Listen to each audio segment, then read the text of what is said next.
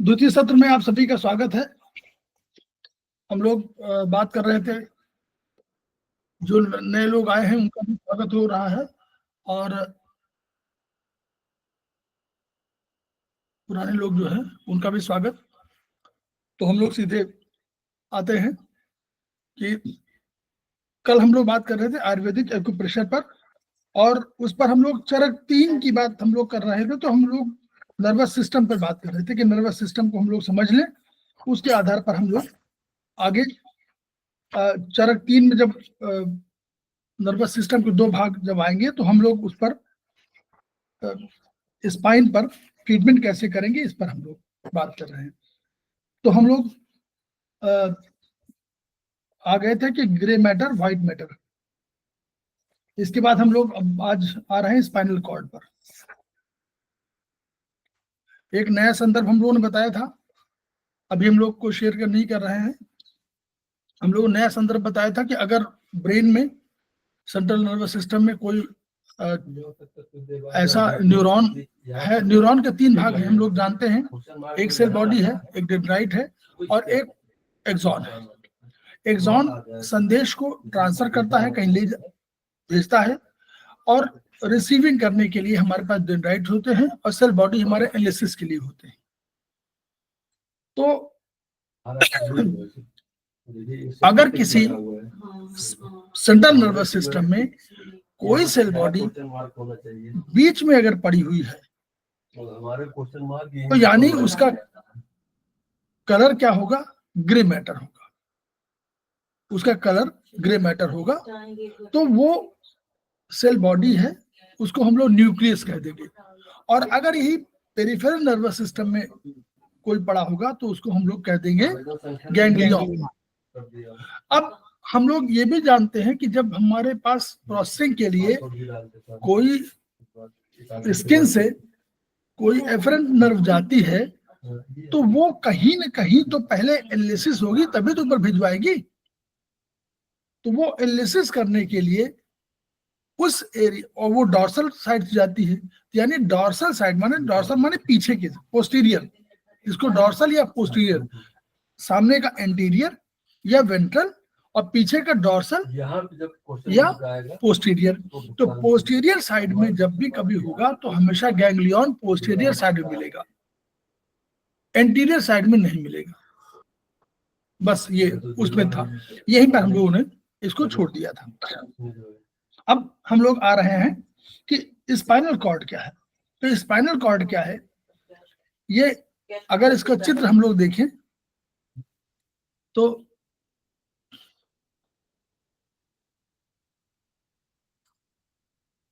इसका एक चित्र हम लोग देख लें जरा, कहीं होगा।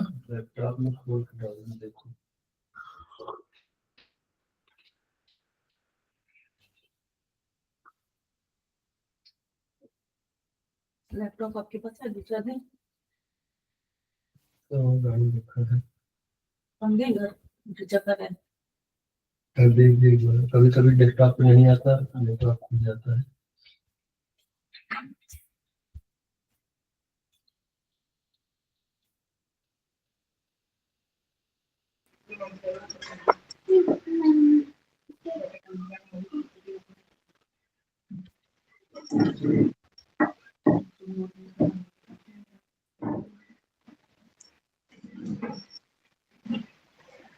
सर ये Ayurvedic acupressure treatment handbook number volume 3 पे 101 पेज पे स्पाइन की फोटो बनी हुई है, बहुत अच्छी।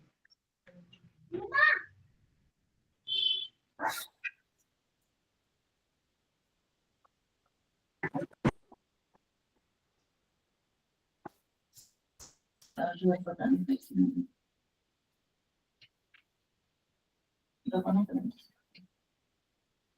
105 पे भी है, पेज नंबर 105 वॉल्यूम 3 पे भी है।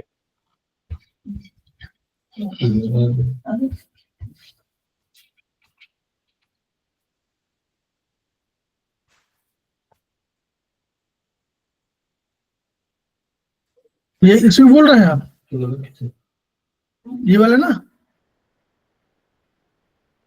चलिए इसी को हम लोग देख लेते हैं, यहाँ से भी काम चल जाएगा हम लोगों का।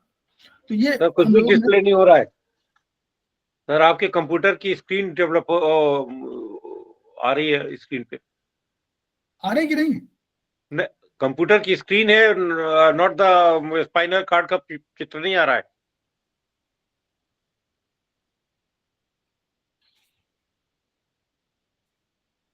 Nothing getting displayed. अच्छा ये आ रहा है। हम्म।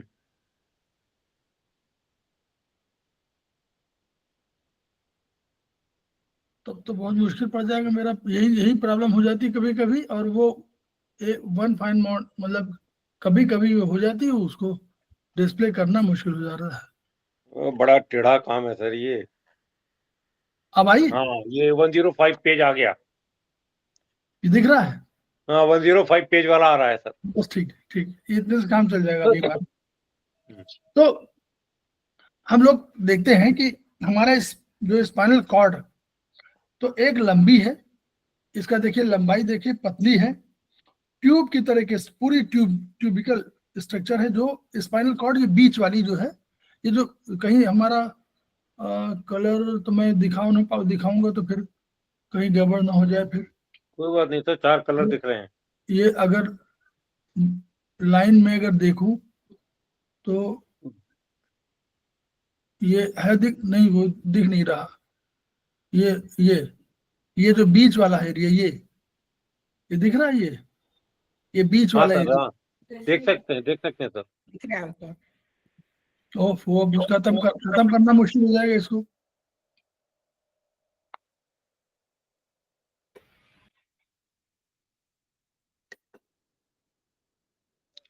वही दिक्कत है, सब इतनी प्रॉब्लम उसमें होती है। मैं इसीलिए इसको डिस्प्ले नहीं करता, क्योंकि वो जो अब वो खत्म करना मेरे लिए बहुत मुश्किल हो रहा है कि मैं हाउ टू इंटरनेट आ रहा है इसमें? फिर डबल क्लिक कीजिए, शायद हो जाए। अरे वही दिक्कत है ना, उसमें हो गया। अब वो बड़ा हुआ है, वो हो ही नहीं पाएगा। एनीवे उसको अभी यहीं तक रहिए, अब आगे फिर खत्म करेंगे कभी। तो ये जो है हम लोग ट्यूबिकल स्ट्रक्चर है, बीच वाली जो है, जो दिखाई पड़ रहा है वो बीच वाली है, वो ट्यूबिकल स्ट्रक्चर है। और ये पार्ट है हमारा सेंट्रल नर्वस सिस्टम का, और बीच में निकली हुई है। अब हम लोग क्या करते हैं कि ब्रेन स्टेम हम लोगों ने पढ़ा हुआ है, ब्रेन स्टेम खत्म करें इसको, कैसे इसको सर एस्केप दबाइए, शायद एस्केप दबाएंगे तो निकल जाए। हाँ जस्ट निकल गया एस्केप से निकल गया। चलिए उसको नहीं करेंगे, शेयर ही नहीं करेंगे, उसको हटा देंगे उसको।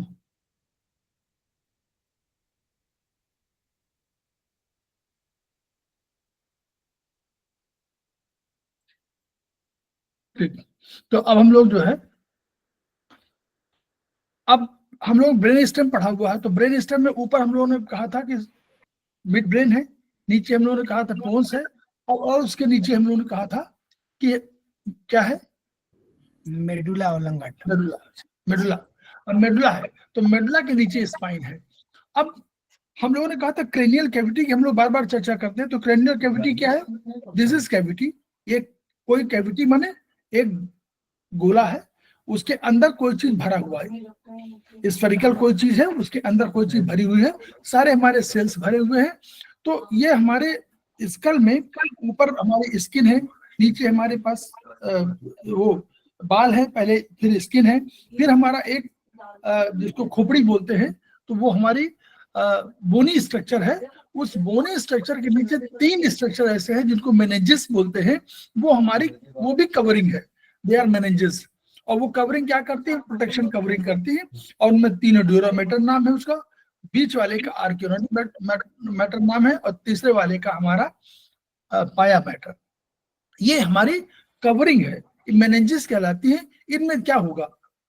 ब्लड वेसल्स होंगे, नर्व्स होंगी, कहीं एडिपोज टिश्यू होंगे, और सीएसएफ भी होगा, सीएसएफ सेरेब्रो स्पाइनल फ्लूइड होगा। तो ये ऊपर हमारे प्रोटेक्शन बने हुए हैं। ये और बंद कर दें। अब प्रोटेक्शन के बाद, प्रोटेक्शन हुआ, अब नीचे उतरना चाहिए ना इसको, ये जो पूरा स्ट्रक्चर है, ऊपर से एक्सॉन आ रहे हैं तो एक्सॉन नीचे उतरेंगे ना, तो उतरने के लिए हमारे पास कोई एक होल होना चाहिए जिसको हम लोग बोलेंगे foramen magnum. Clear? Foramen magnum से ये पूरा का पूरा स्ट्रक्चर नीचे उतर आएगा। अब ये यही स्पाइनल कॉर्ड के रूप में होगा। तो स्पाइनल कॉर्ड जो बना हुआ है वो नर्व टिश्यू का बना हुआ है, यानी न्यूरॉन्स का बना हुआ है। तो न्यूरॉन्स के हमारे पूरा स्ट्रक्चर में हमको मालूम हो गया, वो न्यूरॉन्स वो जो है हमारे नर्वस सिस्टम के स्ट्रक्चर और फंक्शनल यूनिट है, अलग अलग नाम। ठीक, तो अब ये इसकी लंबाई कितनी है? पुरुषों में इसकी लंबाई 18 इंच, महिलाओं में 17 इंच होती है इसकी लंबाई। अब ये नर्वस टिश्यू है, समझ याद रखिएगा, बीच वाला जो है ये दिखाई पड़ रहा है वो नर्वस टिश्यू है। इसके बगल में एक बोनी स्ट्रक्चर है, जैसे वहां प्रोटेक्शन है वैसे यहाँ प्रोटेक्शन है। एक बोनी स्ट्रक्चर है जिसको हम लोग क्या कहेंगे? स्पाइन कहते हैं हम लोग। तो स्पाइन बोनी स्ट्रक्चर है। स्पाइनल कॉर्ड नर्वस टिश्यू का बना हुआ है, लेकिन बोनी स्ट्रक्चर कवरिंग के लिए है, वो प्रोटेक्शन देने के लिए है, और उसके साथ ही पाया मैटर, मैटर और ड्यूरोमैटर उसके साथ ही साथ चल रहे हैं। यहां तक क्लियर हुआ? अब काम क्या करती है? ये काम क्या करेगी? ये अल्टीमेटली काम ये करेगी, जो इंफॉर्मेशन हमको हाथों से आई है, उसमें आई है, सेंसेस से आई है, चाहे ज्ञानेंद्रियों से आई है, उन सब को इंफॉर्मेशन को कलेक्ट करके और इसी के माध्यम से, और बैकडोर मतलब हम लोग कह रहे हैं पोस्टीरियर साइड से आकर के, और तब जाती है और तब ब्रेन में एनालिसिस होता है। वहां से फिर ऑर्डर आता है जिसको मोटर नर्व कहते हैं। फिर वो मोटर नर्व हमारी जो है आगे चल क्या करती है, वो किसी मसल्स में जाती है, किसी हाथों में, पैरों में जाती है, इन सब में जाकर के वो काम कराती है। ये इसका फंक्शन है। अब इसके बाद समझ लें, एक और इसी के साथ जुड़ा हुआ है। हम लोग स्पाइनल कॉर्ड की बात कर रहे हैं। बोनी स्ट्रक्चर को हम लोग जो बोलते हैं वो स्पाइनल कॉलम बोलते हैं, या स्पाइन बोलते हैं, या वर्टिब्रल कॉलम बोलते हैं। 3 नाम है उसके, स्पाइन, स्पाइनल कॉलम या वर्टिब्रल कॉलम। तो ये वर्टिब्रल कॉलम जो आपका गहरे गहरे दोनों C2 C3 के बगल में जो गहरे गहरे बने हुए हैं, इधर भी लेफ्ट में राइट में, ये हमारे क्या है? स्पाइन है, स्पाइन का स्ट्रक्चर है, मतलब यानी बोनी। और इसी के बिल्कुल जहां ये जो हमारा स्पाइनल कॉर्ड है, स्पाइनल कॉर्ड के बगल में हमारे पास वही उसी तरह है, पाया मैटर है, बिल्कुल अटैच, पाया मैटर बिल्कुल अटैच होता है। तो पाया मैटर बिल्कुल अटैच है। इसके बगल में हमारे क्या होगा? आर्किनॉइड मैटर होगा। इनके बीच में, दोनों के बीच में जो सब आर्किनॉइड स्पेस होगा, उसमें हमारा बहता होगा CSF। फिर हमारा होगा ड्यूरोमैटर। ड्यूरोमैटर और आर्किनॉइड मैटर के बीच में भी हमारे पास स्पेस होगा, सब ड्यूरल स्पेस कहलाता है। ये स्पेस में वही सब नर्व्स हैं, वो कुछ क्या कहते हैं, ये टिश्यू है, प्लस आपके ब्लड वेसल्स हैं, ये सब उसमें चलती, ये उसका तरीका है। अब ये जो वर्टिब्रल कॉलम है, ये प्रोटेक्शन के लिए है। तो ये कॉम्प्लेट जो शरीर ने स्ट्रक्चर ने बनाया कि उसको प्रोटेक्शन देने के लिए वो आगे से तेजी से बढ़ा, और ये स्पाइनल कॉर्ड जो है धीमे बढ़ी। तो उसने क्या किया, वो आगे, जैसे आप समझ लीजिए कि आज कोई VIP हो रहा हो, तो VIP जहां जा रहा है तो उसके आगे 2 किलोमीटर तक कोई प्रोटेक्शन के लिए, या 1500 मीटर तक प्रोटेक्शन के लिए एक सेना जाती है, या कोई आर्म्स गार्ड जाते हैं ताकि उसको प्रोटेक्शन मिल सके। ऐसे ही प्रोटेक्शन स्पाइनल कॉर्ड को देने के लिए, तो ये स्पाइनल कॉर्ड हमारी L1 मतलब वर्टिब्रल कॉलम के L1 L2 पे जाके समाप्त, देखिए चित्र देखिए, L1 L2 पे जाके समाप्त हो जाती है। ये सबको दिख रहा है? बगल में जहां L1 लिखा हुआ है, L2 लिखा हुआ है, ये हमारा क्या है? ये हमारा स्पाइनल कॉर्ड है, वो स्पाइनल कॉलम है जिसको हम लोग वर्टिब्रल कॉलम बोलते हैं, और स्पाइनल कॉर्ड बीच में है। तो देखिए L1 L2 पे समाप्त हो गई नहीं? Yes sir. तो इसका मतलब ये हुआ कि ये स्पाइनल कॉर्ड को प्रभावित होने से बचाने के लिए कभी अगर हमको पंक्चर करना पड़ेगा तो L2 के नीचे करना पड़ेगा। क्लियर? CSF निकालने, CSF इन्हीं के बीच में है, इस एरिया में जहां L2 L1 लिखा है और स्पाइनल कॉर्ड जहां है उसी के बीच में कहीं होगा ना, क्योंकि इन्हीं में आपके मेनिंजेस है। तो ये मेनिंजेस जो है इनमें कभी निकालना होगा तो आपको L2 L3 के आसपास अब जब निकालेंगे तो हम पंचर करेंगे तो हमारा स्पाइनल कॉर्ड प्रभावित नहीं होगी। इसलिए हमेशा ध्यान रखना चाहिए कि L1 L2 पर यह समाप्त हो जाती है। L1 L2 पे जहां समाप्त होती है वहीं स्पाइनल कॉर्ड आपको देखिए एक कोन की तरह बनाती है, यानी बिल्कुल तिकोनी हो जाती है। जहां पर तिकोनी हो जाती है नीचे में जाकर के बिल्कुल जीरो ऐसे हो जाती है, यूं करके यूं, वो इसका मतलब उसको बोलते हैं कोनस मेडुलरी, कोनस मेडुलरीज। कोनस मेडुलरीज का अर्थ है कि मतलब कोन की तरह वो आकर के चिपक जाती है। तो अब L1 L2 के नीचे अब एक और स्ट्रक्चर कि जो वर्टिब्रल कॉलम है, जो बगल में बोनी स्ट्रक्चर है, ये हड्डियों से चिपका हुआ ऐसे ऐसे ऐसे ऐसे, उसके नीचे फिर उसके नीचे फिर ऐसे। अब ये हड्डियां हैं, ठीक है। अब ये हड्डियां हैं, मान लीजिए एग्जाम्पल दे रहे हैं, और लोग बंद कर दें, ये हड्डी है। अब मान लीजिए इसके हड्डी के ऊपर हड्डी रख दी जाए तो हम हड्डी में तो क्या है, जीवित है, जीवित टिश्यू है, तो वो क्या करेगी, एक दूसरे से चिपक जाएगी, यानी वो बिल्कुल एक दूसरे से जुड़ जाएगी। तो ये हमको नहीं करना है। जुड़ने से क्या होगा, मूवमेंट जो होगा वो ठीक नहीं होगा। इसको मूवमेंट करने के लिए पूरा मूवमेंट करना पड़ेगा जो संभव नहीं, और ऐसे मूव अगर ये नीचे वो हो तो ये मूवमेंट वो कर सकती है। तो यानी मूवमेंट फ्लेक्सिबिलिटी के लिए और कुशनिंग इफेक्ट देने के लिए आप दौड़ते हैं, कूदते हैं, तो ये इनके बीच में आप देखें जगह इसमें, इस जगह में हमारे पास एक है जो उसको डिस्क बोलते हैं। डिस्क माने जो डिस्क होती है वो कार्टिलेज की बनी होती है, वो डिस्क उसको बोलते हैं। और उसी डिस्क की वजह से आप दौड़ते हैं, कूदते हैं, उछलते हैं, तो दो स्ट्रक्चर एक दूसरे पर प्रभावित नहीं होते, बल्कि दोनों के बीच में स्पेस होता है। तो वो कुशनिंग इफेक्ट देने के लिए, ताकि कुशन हो, जैसे शॉक एब्जॉर्बर होता है गाड़ियों में, ठीक। तो इनको इंटरवर्टिब्रल डिस्क भी बोलते हैं, और नॉर्मली हम लोग कॉमनली डिस्क बोलते हैं, डिस्क। अब हम लोग ये वाले कितने होते हैं, जो हमारा स्पाइनल कॉर्ड है उसके जो स्पाइनल कॉलम है, कॉलम की बात कर रहे हैं, बोनी स्ट्रक्चर की बात कर रहे हैं, तो ये हमारे 33 होते हैं सर। हो गया है। अच्छा, ये आवेदन संख्या उन्होंने भेजा था ना, वो तो C1 C2 C1 से लेकर के और C7 तक इसमें होता है पहला सर्वाइकल, ठीक है। हम लोग नर्स करते हैं, किसी खुला हुआ स्पाइनल। तो जो स्पाइनल कॉलम की बात कर रहे हैं हम लोग, वर्टिब्रल कॉलम की बात कर रहे हैं, वहां पर सर्वाइकल जो हमारी 7 होंगी, T1 से लेकर T12 तक थोरेसिक कहलाएंगी। इसके बाद लंबर कहलाएंगी, L1 से L5 तक लंबर कहलाएंगी।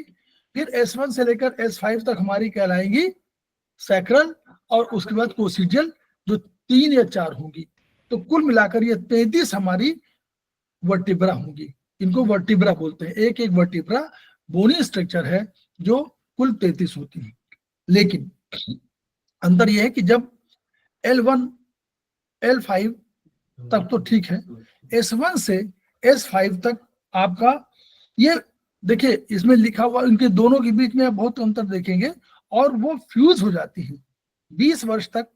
तो ये अलग अलग रहती हैं, लेकिन 20 वर्ष के बाद ये फ्यूज हो जाती हैं और एक सिंगल के रूप में हो जाती हैं। उसी तरह कोसिक्स जो है वो भी जो है 3-4 होती हैं, वो भी एक सिंगल में कन्वर्ट हो जाती, फ्यूजिंग हो जाती है। क्योंकि हम लोग मानते हैं कि 20 वर्ष के बाद जो है डेवलपमेंट बोन का रुक जाता है और वो केवल रिमॉडलिंग होती है, ठीक है।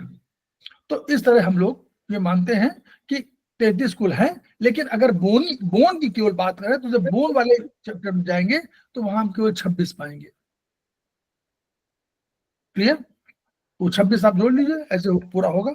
7 12 7 19 1910 29 और 4 33 नॉर्मली ऐसे हो गया, लेकिन इन्हीं में से घटा लीजिए 4 और 5 4 घटा लीजिए 26 हो जाएंगे। ठीक, तो ये हम लोगों का स्ट्रक्चर है। अब ये हम लोग का कौशिक तक हम लोगों ने समझ लिया। अब इसके यही हम लोगों ने पूरा बताया। अब यहाँ ये बताना जरूरी है कि जो ये अब चूंकि ये वर्टिब्रल कॉलम तेजी से बढ़ रहा है, तो देखिए L1 L2 तक आया, लेकिन ये जो नर्व है, इसकी जो स्पाइनल नर्व है, निकली कहां से? निकलने के लिए रास्ता चाहिए। दोनों चारों तरफ घेरा हुआ किसने?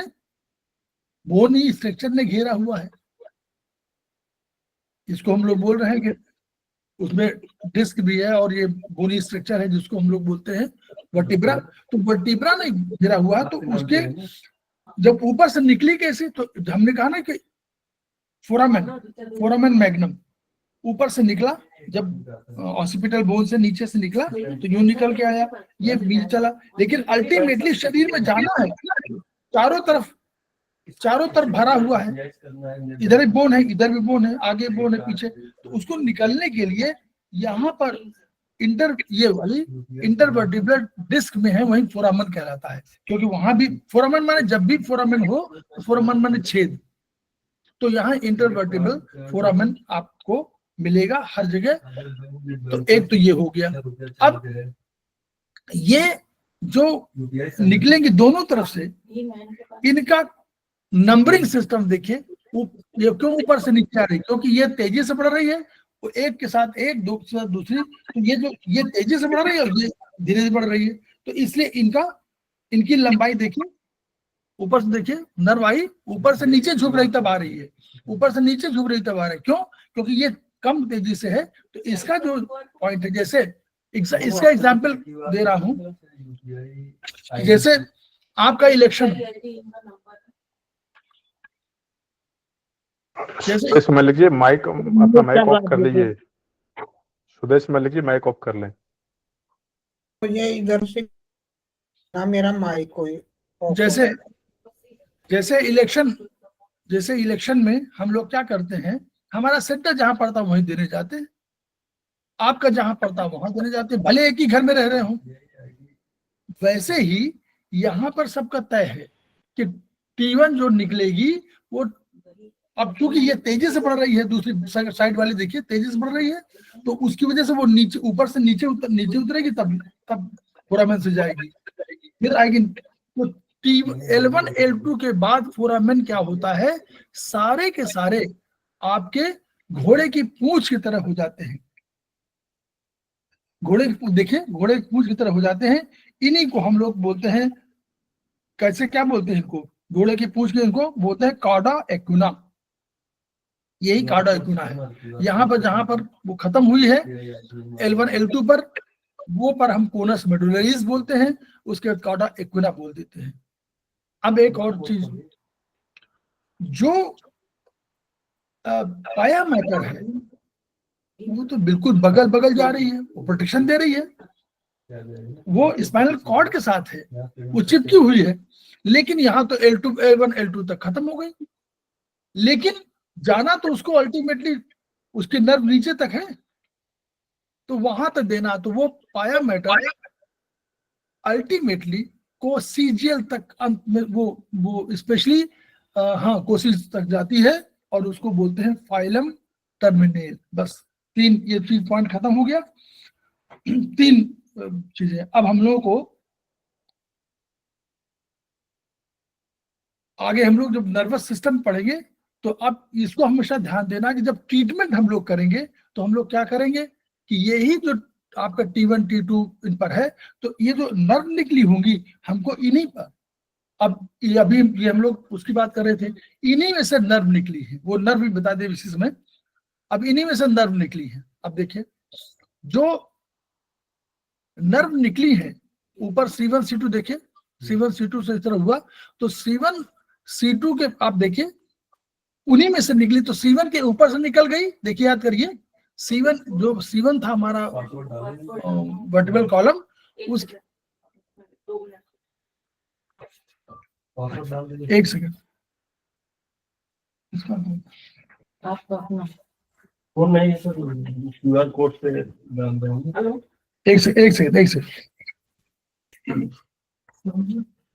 पेमेंट करना है 40,200 आ रहा है ना, इसमें अच्छा पेमेंट कर दीजिए।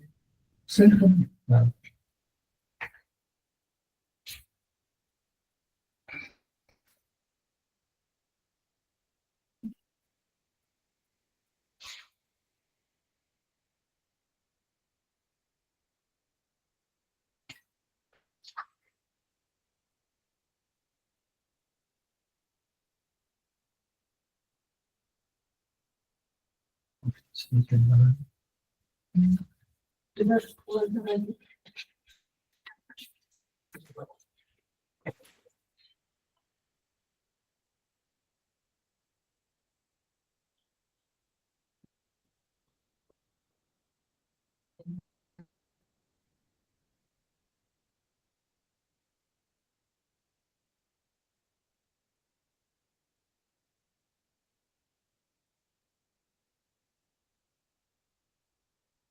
हो गया, नहीं पेंडिंग आ गया।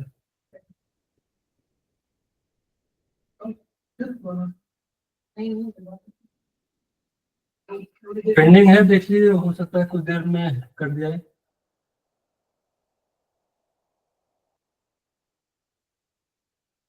Transaction status pending.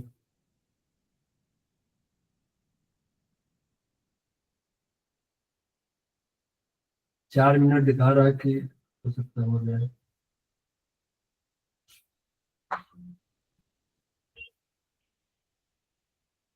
हो गया क्या सर? अब सुविधा के लिए खेद है कि पुनः प्रचार नहीं हुआ सर, बाइक आ गया, नहीं हुआ। उसमें ठीक से करना मैं अपने से कर दूं? नहीं, अब तो खुल गया सर, जो है वो हम लोग जो है वो ID पासवर्ड उसने भेजा था, हम अलग से डाल रहे थे। या नेट बैंकिंग कर दीजिए, वो तुरंत आ जाए, हो जाएगा। आप कहिए तो फिर अपने से करते हैं।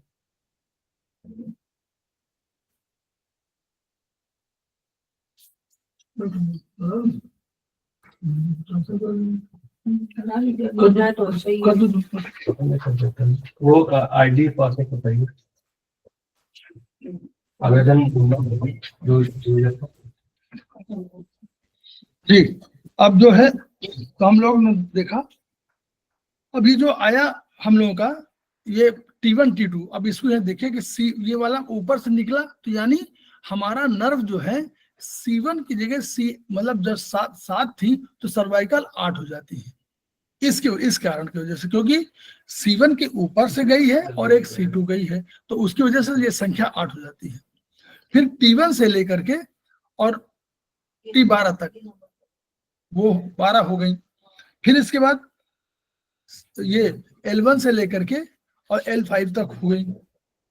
S1 से ये जो S1 S2 वाला ये एक, और वो इसकी संख्या जो है कुल मिलाकर के कोशिक्स की एक, तो ये कुल मिलाकर के 31 पेयर हो जाएंगे। 12 8 20 और 20 और 5 25 और 25 और 5 30 और कोशिक्स का 31। तो 31 पेयर ये आपको बाएं और दाएं दोनों तरफ हो जाएंगे। तो ये कंसेप्ट हम लोगों को आना चाहिए कि जो ऊपर वाले में जहां ये है वो इसकी वजह से 8 हो गई हैं सर्वाइकल नर्व और थोरेसिक के बराबर है, और अंत में केवल कोशिक्स की एक ही वहां पर नर्व है, उसकी वजह से वहां जहां 33 है वहां यहाँ 31 हो जाते हैं। वो कोशिक्स वाले घट जाती हैं, लेकिन एक C1 से बढ़ जाती है, C8 हो जाती है। तो इस तरह करके हम लोगों का, अब हम लोगों का नर्वस सिस्टम नहीं पढ़ रहे थे हम लोग, वर्चुअली नर्वस सिस्टम को इसलिए अध्ययन करना जरूरी था क्योंकि हम लोग ये जानना चाहते थे कि डिस्क में होता क्या है, मतलब वो नर्वस सिस्टम में होता क्या है और ब्रेन और कैसे हम फंक्शन करेगा। तो जब हम लोग स्पाइनल कॉर्ड का पढ़ेंगे तो जब ट्रीटमेंट शुरू हो जाएगा तो हम लोग को ये ध्यान देना पड़ेगा दोनों पॉइंट पे कि हम लोग ये अगर नहीं मालूम कि लेफ्ट या राइट साइड में हो रहा है तो हम लोग कैसे ट्रीटमेंट करें, लेफ्ट में करें कि राइट में करें? तो हम लोग दोनों में कर लेते हैं। आगे चल के हम लोग देखेंगे जब हम लोग इसके बाद हम लोग सीधे ट्रीटमेंट पार्ट में आ जाएंगे, क्योंकि बहुत इसमें डिटेल में हम लोगों को जाना नहीं है। तो हम लोग इसके बाद आगे जैसे बढ़ेंगे तो अब हम लोग इसके बाद जो भी चैप्टर हम लोग लेंगे, अब हम लोग किस में आ जाएंगे?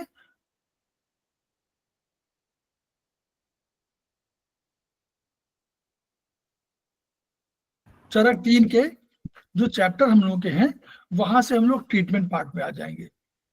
तो ट्रीटमेंट पार्ट में हम लोगों ने अभी देखेंगे, हम थोड़ा सा बता दें, समय हो रहा है, हम लोग थोड़ा सा बता दें कि वर्चुअली जो हमारा हम लोगों ने इन यांग से सिस्टम से शुरू किया है, उसमें चरक 3 में हम लोगों ने इन यांग सिस्टम से शुरू किया है, और राइट से हम लोगों ने शुरू करके और मान लीजिए लेफ्ट तक हम लोग ले गए, क्योंकि हमारे पास 33 थे तो हम लोग करना था इसी में, इन्हीं उंगलियों में 33 करना था। तो करने के लिए ये 14 दोनों 28, 29, 30 और 31, तो हम नर्व के हिसाब से और वर्टिब्रा के हिसाब से, दोनों के हिसाब से हम लोगों ने एडजस्ट किया है इन्हीं हाथों में। तो नॉर्मली हम लोग देखते हैं 14 और 14 28 होते हैं। अब हम लोगों को 2-1 को और एडजस्ट करना था, कहीं 3 को एडजस्ट करना है, और तो हम लोगों ने इसको भी ले लिया कि यहाँ से शुरुआत हम लोगों ने कर दिया। ये भी हमारा एक मेरिडियन है, तो इस मेरिडियन को भी हम लोगों ने ले लिया है उसमें, और इस आधार पर हम लोगों ने 31 को एडजस्ट कर दिया और ट्रीटमेंट कर दिया। ये जो हम लोग दिखा रहे हैं स्पेशली HB1 के हिसाब से, HB1 के हिसाब से हम लोग ये दिखा रहे हैं, लेकिन हम लोग जब HB4 में आएंगे, हैंडबुक 4, तो थोड़ा सा हम लोगों ने चेंज किया उसमें, तो वो भी हम लोग को ध्यान में रखना पड़ेगा। और स्ट्रक्चर के हिसाब से हम लोग देखेंगे कि जो इसी में एक पॉइंट और भी है कि जब हम लोगों ने स्पाइन देखा है तो अभी हम लोगों ने उसका लेटरल साइड से नहीं देखा, अभी हम लोगों ने देखा पीछे की साइड से, तो पीछे सीधी दिखाई पड़ी। जब लेटरल साइड से देखेंगे तो वो एस के आकार की, डबल एस के आकार की दिखाई पड़ेगी। उसको हम लोगों को जानना है कि वो उसके दो, जब भ्रूणावस्था में बच्चा रहता है तो वो यूं करके यूं रहता है, तो उसकी जो एंगल है, जो उसका कर्व है, वो एक ही तरह का कर्व है।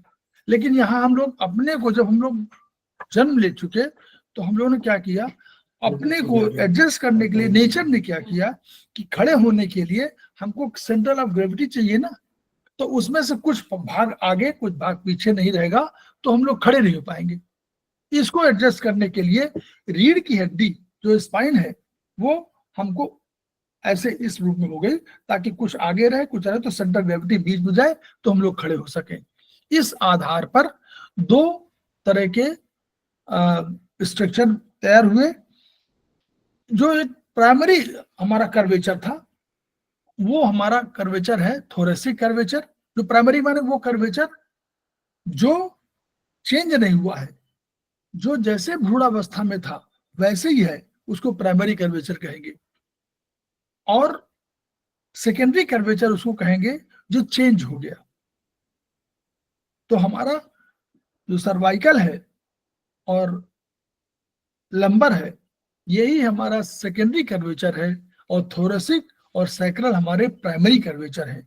इसीलिए नॉर्मली हम लोगों का सर्वाइकल में और लंबर में अधिक समस्याएं आती हैं, क्योंकि नेचर नहीं बताया था ना, बाद में हम लोगों ने अपने को एडजस्ट किया, खड़े होने के लिए, चलने के लिए, दौड़ने के लिए, उसके लिए एडजस्ट किया, तो उसकी वजह से वो सेकेंडरी कर्वेचर बना।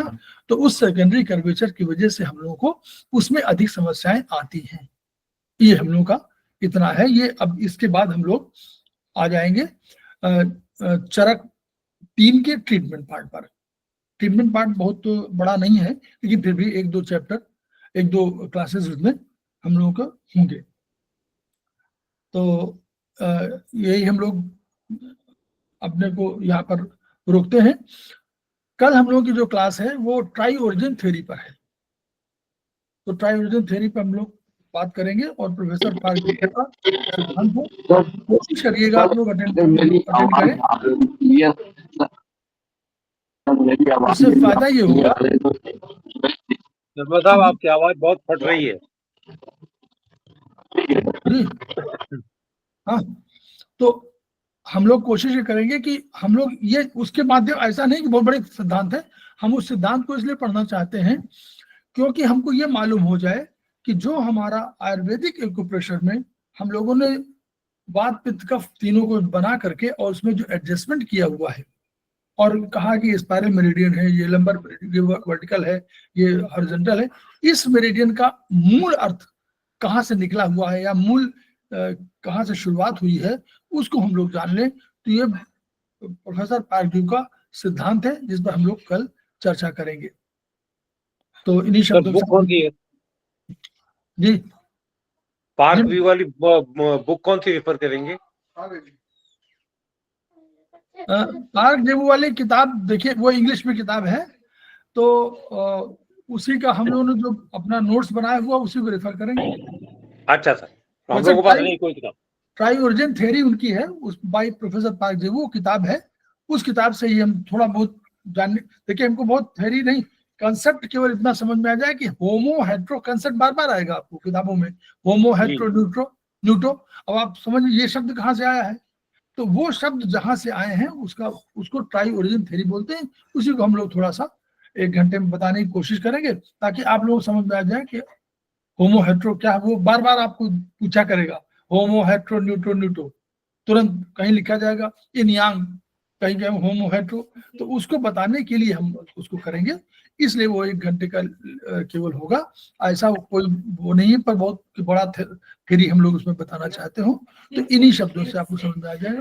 ठीक है, तो हम लोग खेमका सर के सपनों को पूरा करने के लिए मेहनत करेंगे, पढ़ेंगे, ज्ञान शक्ति बढ़ाएंगे, कर्म शक्ति बढ़ाएंगे और उनके सपनों को पूरा करेंगे। सपने क्या है हमको मालूम है, each one reach one, each one teach one, each one teach one. इन्हीं शब्दों के साथ हम लोग आज क्लास खत्म करते हैं। कल नमस्ते। वहाँ तो पहुंच गए, वही आवेदन संख्या जो है वो पहले ऊपर देखे होते